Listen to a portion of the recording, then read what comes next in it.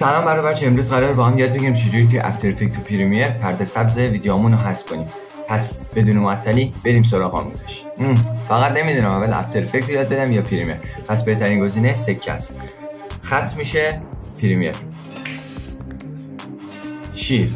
بریم سراغ افتر افکت. همونجوری که میبینیم من از قبل ویدیومو توی افتر افکت ایمپورت کردم و فقط کافیه یک کامپوزیشن براش درست کنیم و بعد از بخش افکت اند پریست کیلایت رو سرچ کنیم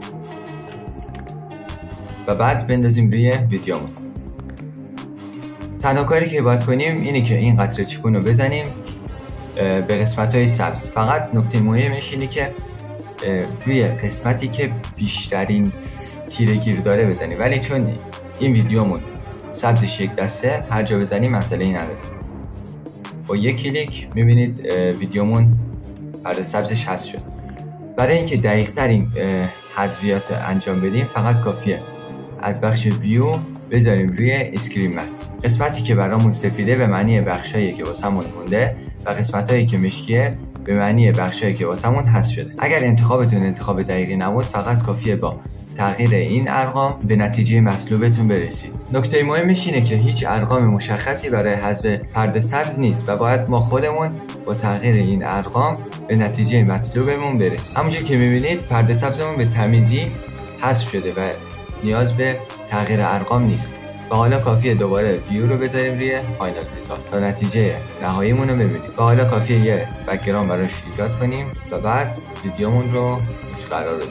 همونجوری که می‌بینید پرده سبزمون خیلی به تمیزی حذف شد. خب حالا بریم سراغ پریمیر. خب اینجا من فایل‌های مورد نیاز رو حذف کردم و حالا کافیه یه سیکونس بسازم و بعد از بخش افکت اولترا کی رو سرچ کنم و بندازم روی ویدیو و بعد از پنجره افکت کنترل دوباره این قطره چیکونو به یکی از قسمت‌های سبز میزنیم و اگر دوباره پرده سبزمون دقیق حذف نشد با تغییر ارقام این بخش‌ها میتونیم به نتیجه مطلوبمون برسیم. ولی همونجور که دیدید ویدیومون پرده سبزش خیلی یک دست و تمیز بود و همین کار باعث شد که ما خیلی راحت‌تر بتونیم پرده سبزمون رو حذف کنیم. و حالا کافیه دوباره یه بک‌گراند برای این اضافه کنیم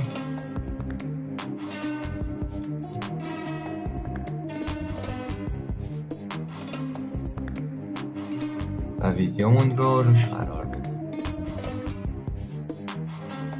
خب دیدید که چقدر سریع و تمیز پرده سبز ویدیومون رو توی افتر افکت و پریمیر حذف کردیم. فقط نکته مهم تو حذف پرده سبز توی ویدیوها اینه که شما باید با ارقام بازی کنید، چون ارقام نسبت به ویدیوهای مختلف متغیره، چون بعضی وقتا نور کم و زیاد میشه نسبت به ویدیو و شما باید با ارقام بازی کنید تا به نتیجه مطلوبتون برسید. اگر از این آموزش خوشت اومد لایک و سابسکرایب یادتون نره. اگر هم میخوای بیشتر آموزش ببینی حتما چنل رو سابسکرایب کن، چون تو این چنل تکنیک‌های افتر افکت و پریمیر رو با هم یاد میگیریم. مخلصیم.